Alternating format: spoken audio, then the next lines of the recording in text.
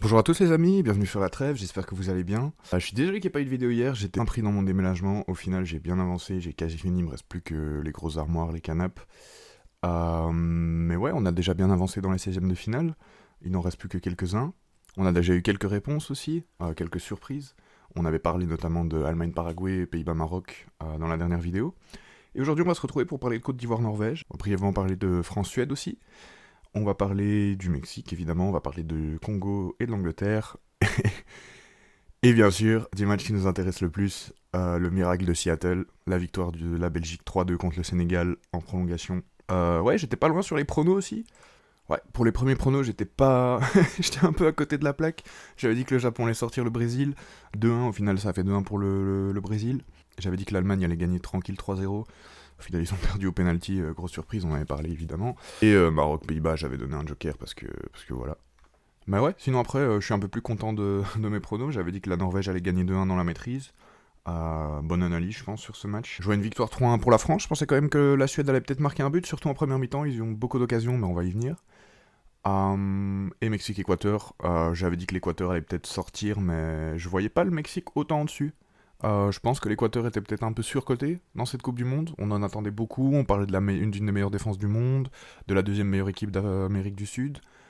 Ouais, au final, la Colombie, le Paraguay sont beaucoup plus impressionnants en réalité.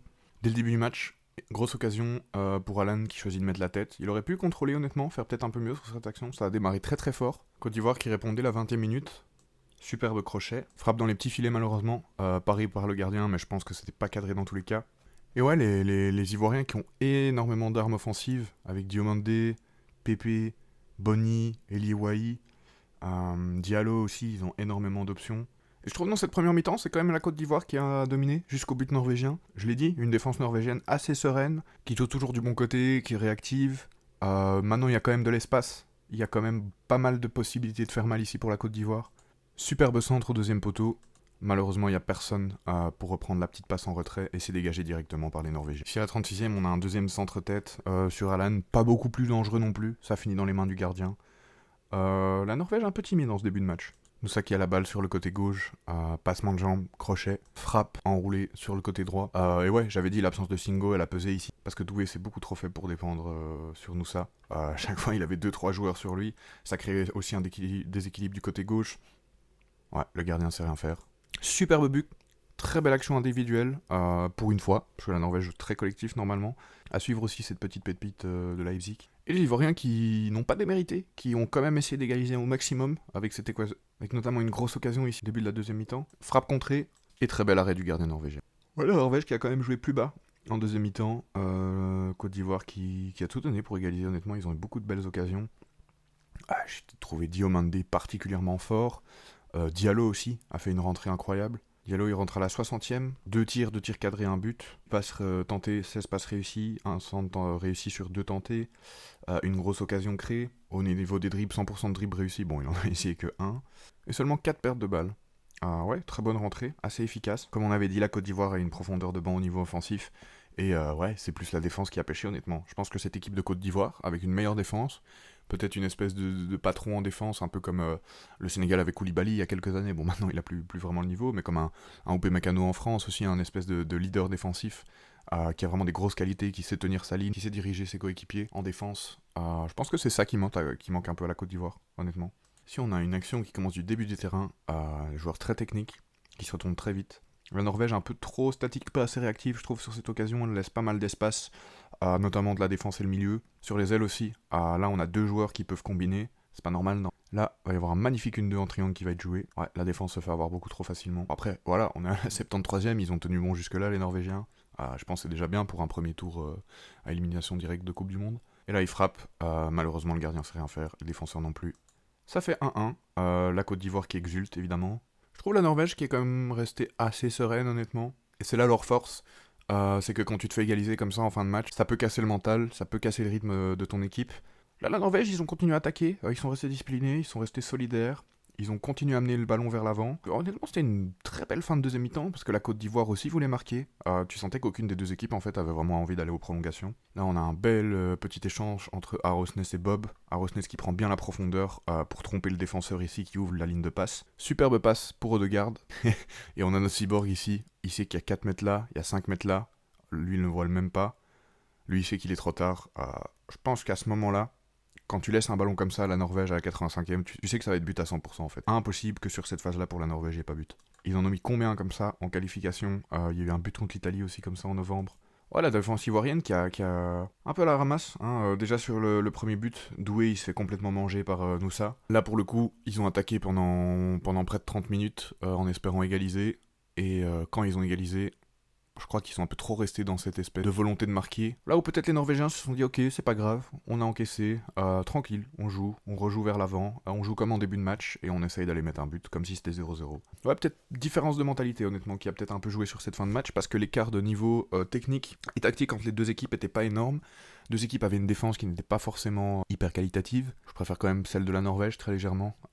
Comme j'ai dit, la Côte d'Ivoire manque vraiment d'un leader défensif. 5e but pour Erling Haaland avec la Norvège en Coupe du Monde. Très impressionnant. Ouais, je pense il a 59 buts en 53 matchs avec la Norvège. C'est absolument fou. Et pour ceux qui ont vu le match, il y a quand même eu encore un joli coup franc à la fin du match pour la Côte d'Ivoire. Bon, voilà, là aussi encore sur la question des coups francs. Est-ce qu'ils ont forcément des bons tireurs?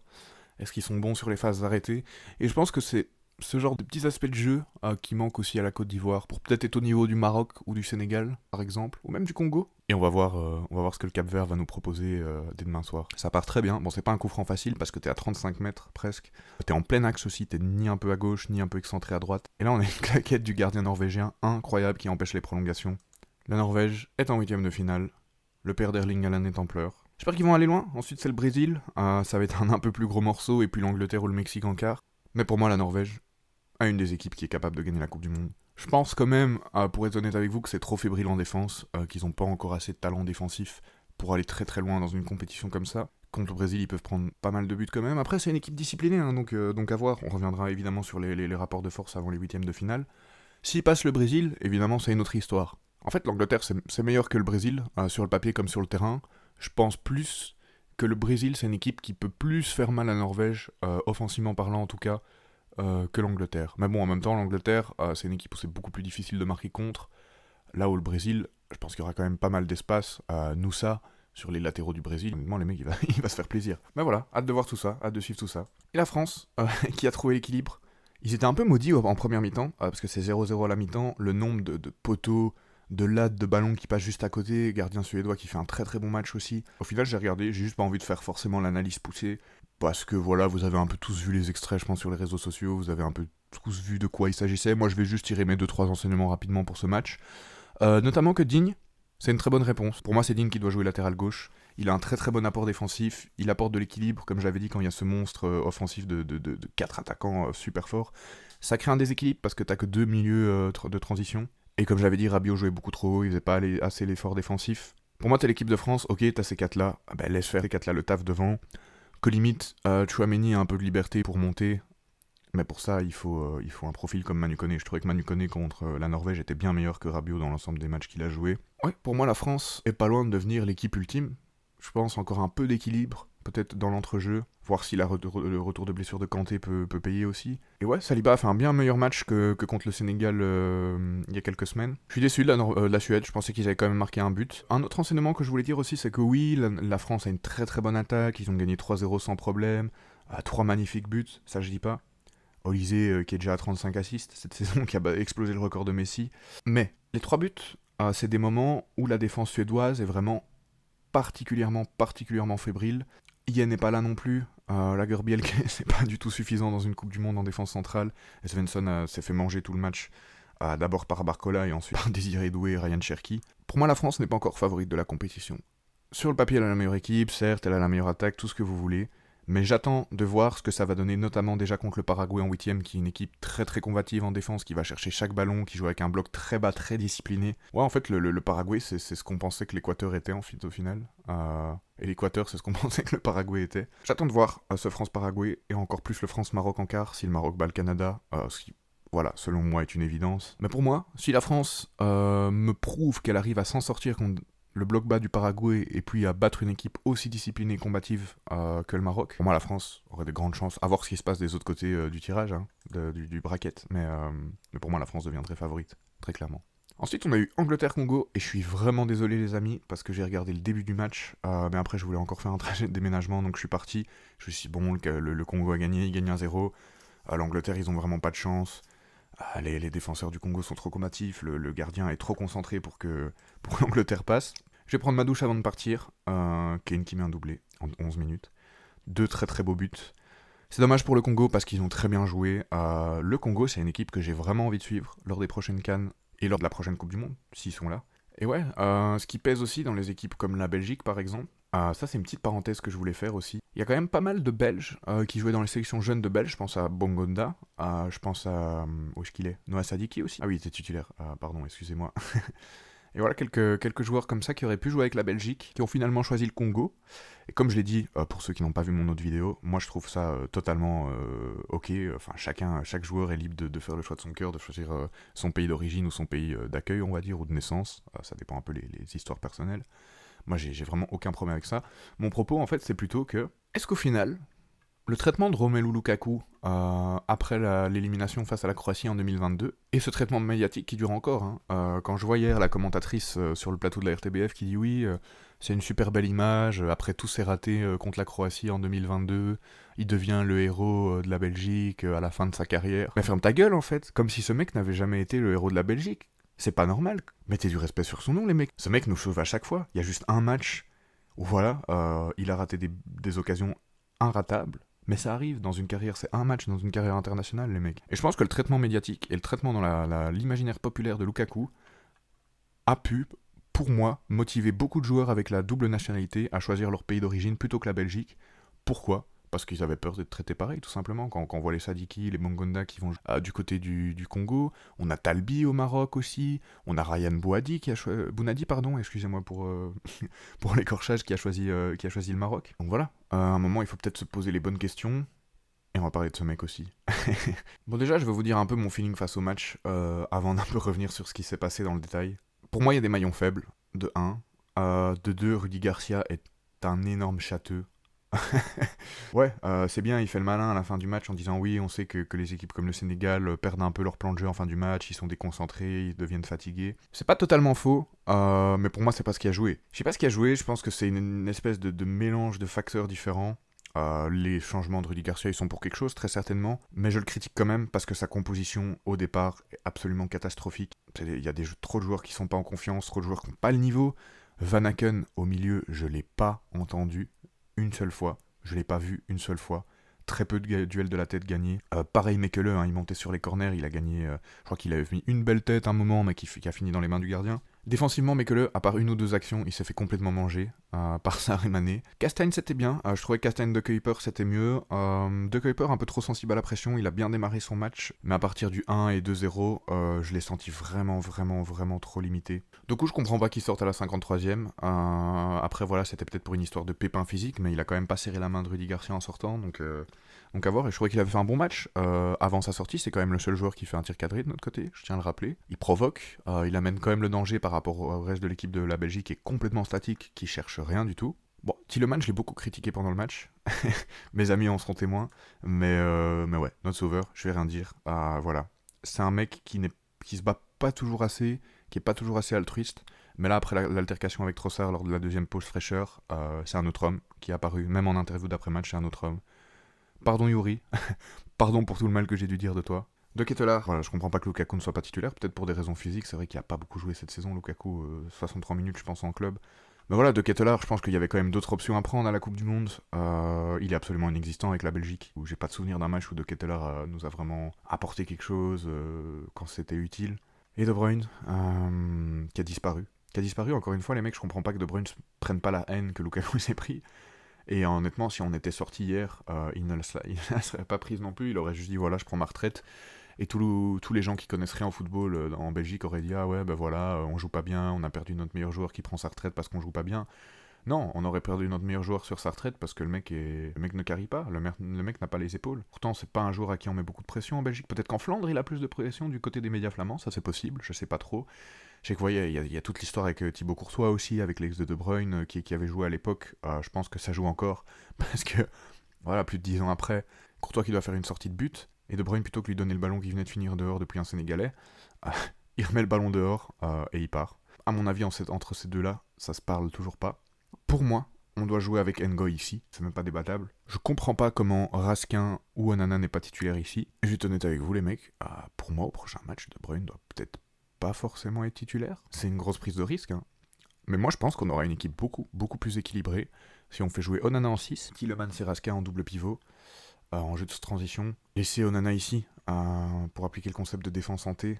Et ouais, pas faire jouer De Bruyne, jouer en 4-3-3 avec un milieu défensif, je trouve ça beaucoup plus équilibré quand t'as une mauvaise défense que jouer avec De Bruyne en 10. Ou alors tu tentes un truc, hein, tu fais jouer De Bruyne en 9, il l'a déjà fait pendant une saison à City. Donc voilà, et ouais, De Ketelaere doit pas être titulaire non plus. Par contre, super choix de changement. J'ai pleuré quand j'ai vu Thomas Meunier rentrer après son match catastrophique contre l'Egypte. Au final, je ferme ma gueule. Le Kebake aussi, j'étais pas confiant. Au final, je ferme ma gueule. Onana, il a très peu joué, mais bonne maîtrise du ballon. Bon gain de temps aussi sans être dans l'anti-jeu non plus. Diego Moreira, pour ses premières minutes en Coupe du Monde, j'ai vraiment trouvé ça pas mal. Des fois où il a eu le ballon, j'ai trouvé très combatif, très bon dans les récupérations de balles en fait. Elite pressing presque, honnêtement. Assez convaincu. Et ouais, Lukaku, notre sauveur éternel, hein, j'avais dit qu'il allait faire une Coupe du Monde incroyable. Il est à 3 buts. Bon, il y en a un où ils ont dit que c'était un contre son camp du joueur égyptien, mais j'y crois pas du tout. Pour moi, c'est lui qui provoque le but. Il nous sauve à chaque fois. Ça fait 3 fois quand même que Lukaku nous sauve. Meilleur joueur de l'histoire de la Belgique. Et ceux qui sont pas d'accord avec moi, vous pouvez vous désabonner de la chaîne et arrêter de regarder les vidéos parce que j'ai même pas envie de parler avec vous, j'ai même pas envie de vous voir. C'est le meilleur joueur de l'histoire de la Belgique. Même Eden Hazard ou des mecs comme Company, Witzel, Paul Van Imst, tout ce que vous voulez, Yann Keulemans, Jean-Marie Pfaff, c'est très bien, mais ils ont jamais porté la Belgique comme Lukaku. Et merci Lukaku de pas avoir choisi de jouer avec le Congo quand t'étais jeune. Merci de nous avoir choisi nous parce que sans toi, je sais pas ce qu'on aurait fait ces 10 dernières années, honnêtement. Enfin, surtout depuis 2018, en fait, depuis la retraite de pas mal de nos bons joueurs. Enfin voilà les mecs, je radote un peu, on va quand même plus analyser le match. Et ouais, dites-moi ce que vous pensez, un peu de l'analyse des matchs, j'essaye d'un peu changer, aller un peu plus vite, tout en faisant plus attention à faire des bons arrêts sur l'image, parce que là je sais que sur les 2 dernières vidéos, j'ai fait un mauvais arrêt sur image, plutôt que de couper avant, on va dire, que le résumé reprenne, j'ai coupé juste après, et donc même pour une espèce de demi-seconde de résumé, il y a quand même les droits qui sautent, je me fais striker, et en fait il coupe les 5 à 10 secondes aux alentours, et donc je sais que ça a amené énormément d'incohérences dans mon propos dans les 2 dernières vidéos, j'en suis vraiment désolé. Là du coup justement j'essaie d'analyser plus, j'essaie de trouver la bonne formule en tout cas, dis-moi ce que vous en pensez, on perd pas plus de temps. Bon, on a une première occasion, pas cadré mais le gardien est quand même dessus dès le début du match. Mais dès le début du match en fait je nous trouve vraiment très statiques, peu d'envie d'aller vers l'avant, on est vraiment trop nonchalant. Et là à la 13ème ça a déjà failli être 1-0, Théâtre qui nulle part, mais que le qui se fait complètement manger sur le centre.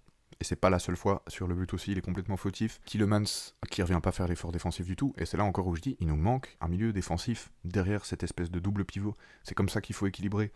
Je comprends que quand t'es la France, tu peux jouer avec 2 milieux de terrain parce que devant t'as 4 monstres, mais nous devant on n'a pas 4 monstres. Ouais, on a Doku, on a Trossard qui joue bien quand il faut jouer contre le 15ème de Première Ligue, mais, ou quand il faut jouer contre la Nouvelle-Zélande et mettre un doublé, il est là, mais quand il faut bien jouer contre une grosse équipe, il est pas là non plus. On a De Ketelaere qui est absolument invisible et inexistant depuis qu'il joue avec la Belgique, et on a De Bruyne qui disparaît dès que ça devient un peu compliqué.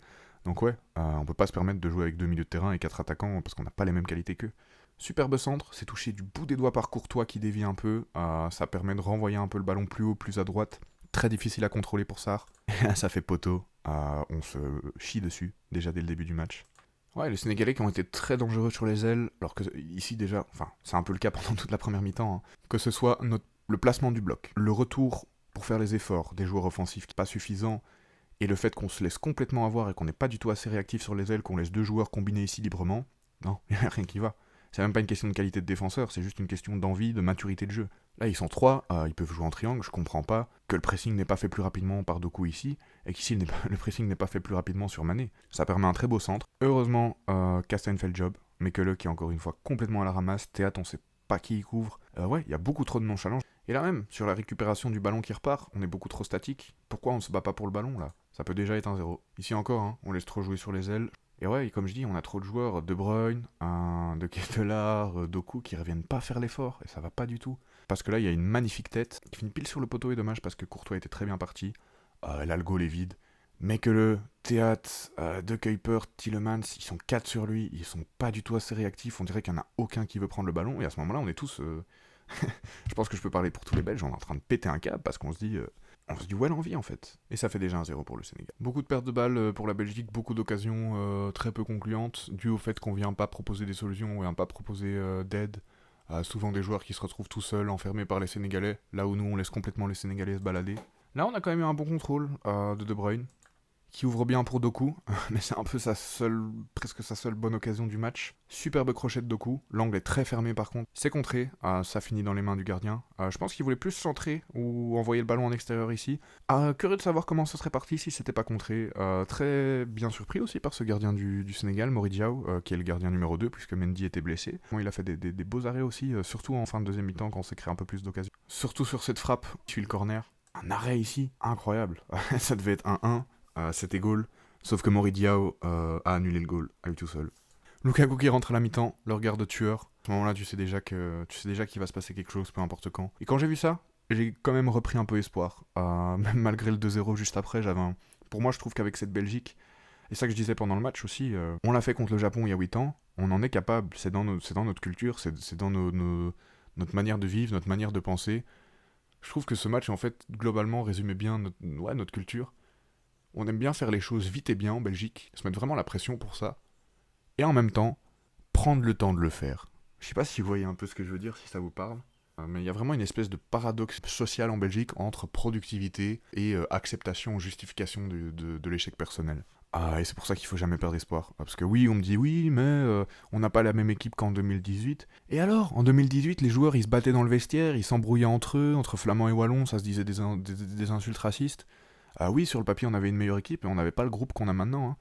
Dans la mentalité dans laquelle ont été les joueurs avant le premier but de Lukaku, avec l'équipe de 2018, on en prend 5, hein, les mecs. Ça, il faut se rendre compte aussi, il n'y a pas que les joueurs sur le papier qui jouent. Hein. Ici, encore une fois, on laisse beaucoup trop d'espace aux ailiers, beaucoup trop de solutions, parfois des joueurs qui sont... voilà, mais que on sait pas vraiment qui il couvre. De Kuiper, il abandonne son homme parce que Théâtre doit prendre l'homme, mais que est censé couvrir. Trossard, on sait pas ce qu'il fait, il a un rôle défensif. Là, il y en a un qui dort ici, carrément, il y en a un qui... Enfin, ça, je comprends pas. Je comprends pas. Tu perds 1-0 à la 50e minute d'un putain de match de Coupe du Monde, tu joues pour la Belgique, t'es en fin de carrière, Van Aken, là, et t'es complètement immobile, tu fais rien. C'est pas normal. Je suis désolé, mais des joueurs comme ça qui n'ont aucune envie, qui n'ont rien à faire là, on doit juste les renvoyer à la maison. Quitte à avoir un joueur en moins, on s'en fout. Qu'on fasse jouer Witzel qui a 38 ans, qui est juste là pour mettre de l'ambiance dans le groupe, qui a plus le niveau, il jouera mieux que ça. Hein. Je suis désolé, le mec. J'ai la haine sur 2-3 joueurs, et c'est justifié, parce que ces mecs-là ne mouillent pas le maillot. Ils vont sur le terrain pour faire des TikTok et pour faire des stories Insta, mais ils mouillent pas le maillot. Tellement d'espace. Tielemans qui a la ramasse aussi. Et voilà, hein, je le disais, Van Aken qui est toujours là comme un putain de piquet, et heureusement que ça fait pas 2-0 à ce moment-là. De Bruyne aussi, complètement statique. C'est super sorti par rapport au pressing belge. Tout le monde est assez statique, ça marche beaucoup. On attend que les Sénégalais jouent, on attend qu'ils gardent le ballon. Ils ont beaucoup de maîtrise aussi, ces Sénégalais. Et là, on a une super passe en profondeur de 40-50 mètres à montrer dans tous les centres de formation. Théâtre qui démarre trop tard sa course, mais que là qu'il la démarre à temps, qu'il a envie visiblement de se battre pour un ballon. Superbe contrôle de l'épaule. Et ouais, Courtois est battu. Encore une fois, défense catastrophique. Aucun hors-jeu en plus, mais que qui anéantit bien le piège du hors-jeu. Changement très audacieux, on est à la 55e de Rudy Garcia. À ce moment-là, je me dis, bon, De Bruyne, je comprends, Doku peut-être un peu moins. Mais bon, c'est pour faire rentrer Raskin et Luke Bacchio, donc... Altercation, ça s'invective ici entre Tielemans et Trossard. À ce moment-là, on se dit, ouais, non, c'est foutu. C'est très dur de garder de l'espoir quand t'es au deuxième pause fraîcheur. Perd 2-0, les joueurs commencent à s'embrouiller entre eux, c'est jamais arrivé, même avec le groupe à l'époque de 2018. Et d'où l'importance d'avoir des joueurs d'expérience, calmes, comme Lukaku, comme Witzel aussi sur le banc qui a dû énormément jouer, je pense, pendant cette pause fraîcheur. Et juste après, on n'est plus les mêmes. On commence de plus en plus, je trouve, à avoir envie. On commence à presser mieux, à presser plus haut. Les Sénégalais commencent seulement à faire des pertes de balles. Il y a la fatigue qui joue d'un côté et de l'autre côté, le fait qu'on presse plus haut. Aussi, chose intéressante que j'avais notée sur le Sénégal, c'est leur capacité à changer le rythme. Ils jouent super offensivement, ils marquent, ils mettent le bloc jusqu'à la mi-temps, puis, et c'est ça qui leur a conféré le 2-0, et c'est pour ça qu'on peut dire qu'ils ont bien joué aussi. Ils rentrent à la mi-temps, et ils recommencent à attaquer de nouveau. Et c'est comme ça qu'ils mettent le deuxième, parce que nous, on s'attend complètement à ce qu'ils gardent le bloc bas, pour qu'au final, ils cherchent à mettre le deuxième. Et ouais, c'est dommage pour eux. On va venir sur l'élimination plus tard, et sur le penalty notamment, parce que j'ai 2-3 choses à dire là-dessus. Luke Bakio qui fait une très belle rentrée, hein, à 2 doigts de pardonner son Euro 2024 catastrophique. Superbe tir, et ça passe à 5-10 cm de l'équerre. Ici, on voit des joueurs qui courent, on voit des joueurs qui bougent, qui proposent des solutions par rapport au début de la deuxième mi-temps. Ça, j'apprécie. Talonnade de Lukaku, petite déviation un peu hasardeuse et chanceuse de théâtre. Ça finit dans les pieds du mec qui a assassiné la carrière d'Eden Hazard. Et là, encore une fois, Romelu Lukaku, la légende. Ouais, même le gardien sénégalais qui essaye de gagner du temps en gardant le ballon, parce qu'il sait qu'on joue déjà à 86e. Et moi, c'est ça qui m'a énervé un peu avec le Sénégal, et c'est ça qui fait que pour moi, ils sont pas au même niveau que le Maroc. Désolé tous les Sénégalais. Je pense que quand vous avez une équipe comme la vôtre sur le papier, avec autant de talent, dommage, un peu à l'image de ce que les Pays-Bas ont sorti contre le Maroc, pas de jouer en bloc bas, parce que c'est normal, tu gagnes 2-0, tu joues en bloc bas, de faire constamment des petites fautes qui cassent le rythme du jeu, de simuler dès qu'il y a le moindre léger contact, de se jeter par terre comme des Brésiliens. Grosse erreur d'arbitrage aussi pendant le match, il y a des cartons du côté du Sénégal qui doivent tomber, des fautes très très sévères où l'arbitre siffle même pas. Il y a eu le Sénégal a quand même honnêtement été bien plus avantagé que la Belgique dans l'ensemble du match. Mais ouais, je trouve ça dommage quand t'as autant d'armes dans ton équipe, de jouer le catenaccio et de faire de l'anti-jeu, gagner du temps, te jeter par terre sur le point de penalty, etc. Et ouais, je pense que c'est ça, il y a un peu un problème de mentalité dans cette équipe sénégalaise, et je ne pense pas qu'elle est due aux joueurs, je pense pas qu'elle est due à l'identité de jeu. Je vais être honnête avec vous, je pense qu'elle est due au staff, je pense qu'elle est due au coach, Pape Thiaw, parce que pendant la finale contre le Maroc, c'est lui qui avait demandé aux joueurs de retourner sur le vestiaire, pendant que Mendy se battait pour les faire revenir, je pense, avec Mané. Et ouais, là on a Pape Gueye qui a dit qu'il reviendra pas au Sénégal. Non, pas. Excusez-moi, c'est Gana Gueye, pardon, qui a dit qu'il reviendrait pas au Sénégal tant que ce serait le même staff, et je peux le comprendre. Je crois que Pape Thiaw a instauré une espèce de mentalité de mauvais perdants, de râleurs, qui vont plus chercher les efforts comme ils ont pu les faire pendant la CAN 2022 notamment. Et ouais. Par contre, voilà, je suis quand même triste de voir le Sénégal sortir aussitôt, parce que c'est une équipe que j'aime bien, c'est une très chouette équipe. Et j'espère honnêtement qu'ils reviendront plus forts avec un meilleur sélectionneur, plus adapté à leur niveau et à leur classe. Et oui, tout est dans le mental, dans un match de foot. Après, il faut pas attendre bien longtemps, hein. Le bloc sénégalais n'est plus du tout aussi compact. Ça, Rudy Garcia, il a quand même raison quand il dit ça. On passe de la muraille de Chine à un endroit où il y a énormément d'espace, il y a beaucoup de solutions de passe alors que quand même bien isolé là. Très belle passe en retrait pour Trossard. Superbe centre, petite tête, un peu comme Vertonghen contre le Japon en 2018. Ça rentre, c'est 2-2. Ouais, j'ai vu un journaliste sénégalais qui demandait s'il n'y avait pas faute sur le défenseur. Tielemans, son interview après match, qui disait aussi que le penalty n'en était pas un, qu'il était litigieux pour lui. Je pense qu'encore une fois, ça témoigne d'une grosse mauvaise foi de la part d'une partie des supporters et d'une partie des journalistes sénégalais. Ouais, ils ont été, comme j'ai dit, hyper avantagés arbitralement pendant tout le match. Le penalty, il est pas litigieux. Ils avaient qu'à se réveiller en prolongation, honnêtement pour moi. Ils avaient qu'à pas s'éteindre en prolongation, ou ils avaient qu'à pas faire la faute, et pas prendre de penalty, ou alors pas perdre 10 minutes sur le penalty accessoirement, et pouvoir garder 10 minutes pour eux, peut-être mettre un but. Je vais direct au penalty, parce que avant ce penalty, pendant les prolongations, il y a quelques petites occasions des deux côtés, mais c'est rien de fou, pas d'enseignement supplémentaire par rapport à ce que j'ai déjà dit, j'ai pas envie de radoter. Pour moi, il y a penalty. Pourquoi la règle est claire? Est-ce que le défenseur touche le ballon en premier? Non.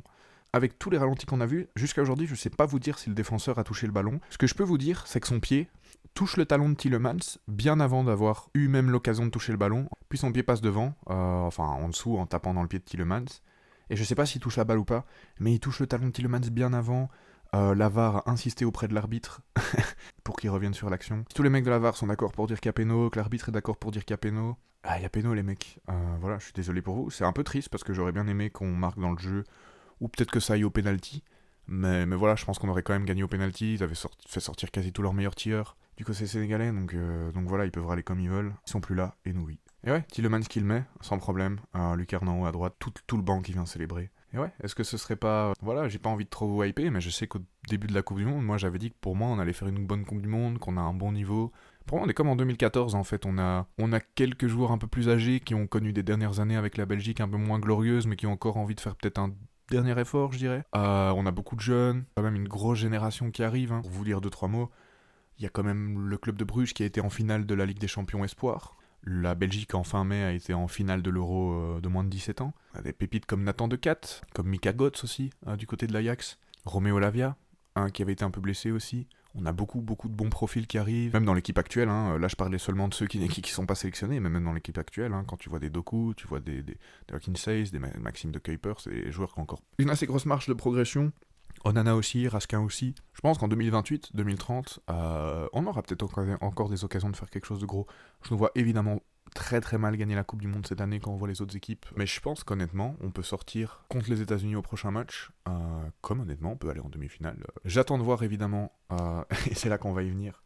J'attends de voir évidemment Espagne-Autriche et Portugal-Croatie ce soir cette nuit pour avoir un peu plus d'enseignements sur le niveau de ces équipes et voir si la Belgique serait capable de faire quelque chose. Parce que vous allez dire, oui, on a mal joué, mais c'était les mêmes arguments qu'en 2018 quand on a battu 3-2 le Japon. Et on disait, oui, mais les Belges ont mal joué, on va se faire manger par le Brésil en quart. Et non, justement, ce genre de match déclic où tu joues, tu es la pire équipe de la Coupe du Monde pendant 80 minutes, et puis pendant les 30 dernières minutes, tu deviens une des meilleures équipes du monde, c'est le genre de match déclic. C'est comme le PSG ces 2 dernières saisons, ils ont ça contre Liverpool en 8ème où ils perdent le match aller l'année passée, puis ils gagnent leur tour, après ils battent tout le monde, ils sont champions d'Europe. Cette saison c'est pareil, petites interrogations dans le.